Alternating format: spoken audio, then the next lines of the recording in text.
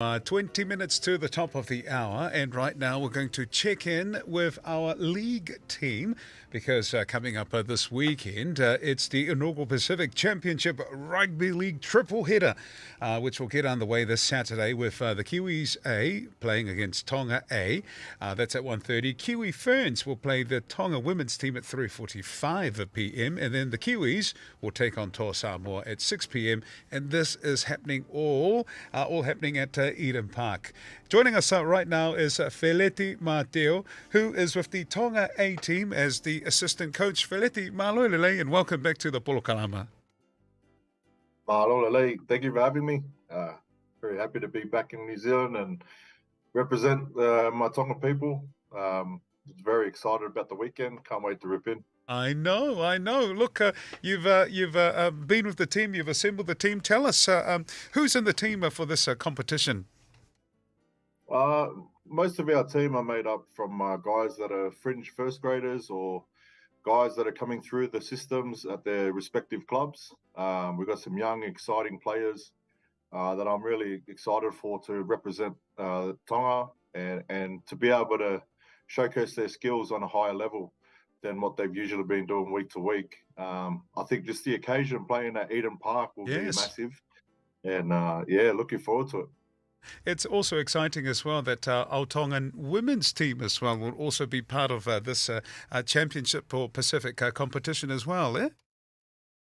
Yeah. I think it's, I think it's great that our boys have gone over to the UK for their tour, but to have some representation back here, and like you said, with the women, the game's growing a lot in the women's space, and I think for us too, we've had a few girls choose Tonga over other countries, which is a great start to what we want to build in the game of rugby league in Tonga. So very exciting. It's good to have both of us on Saturday ready to go.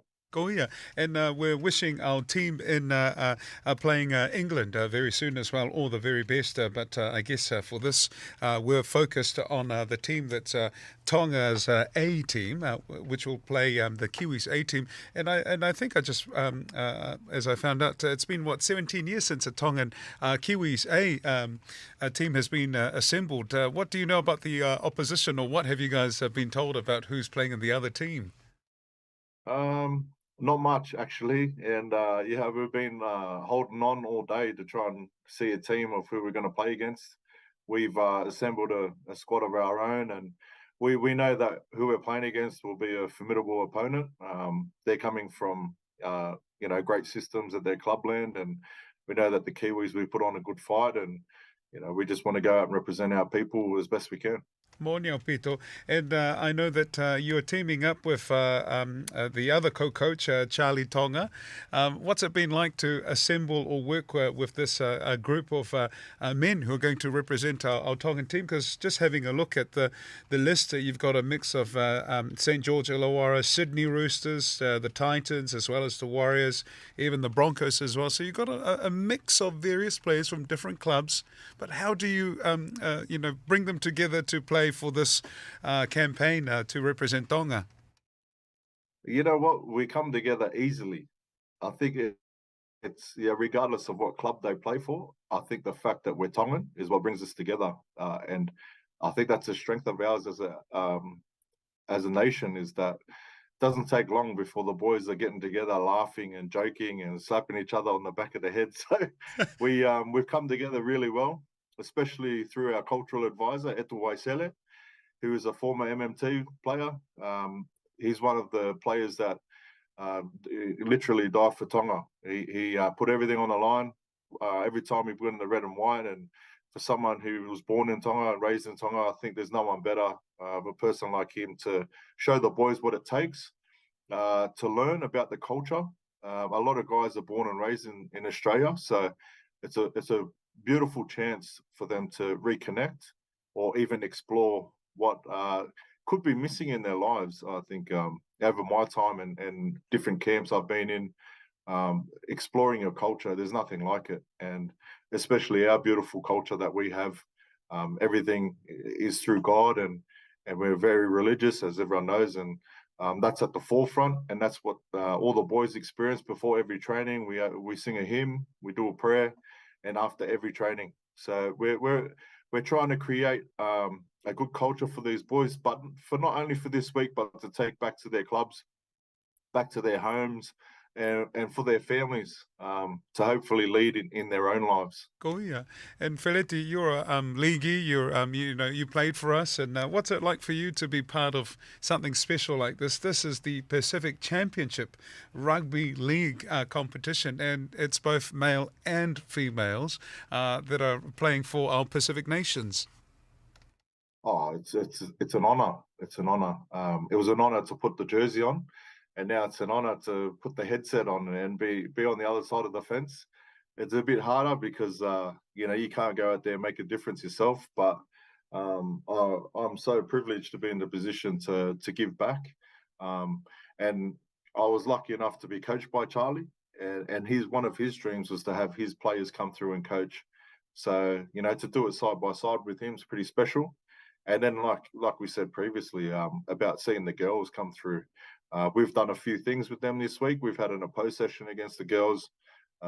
We've had fans come out to see us train, and we've done some devotional stuff together. So, mate, it's I just think the space is growing so much, and I have to give a lot of credit to the players for buying in.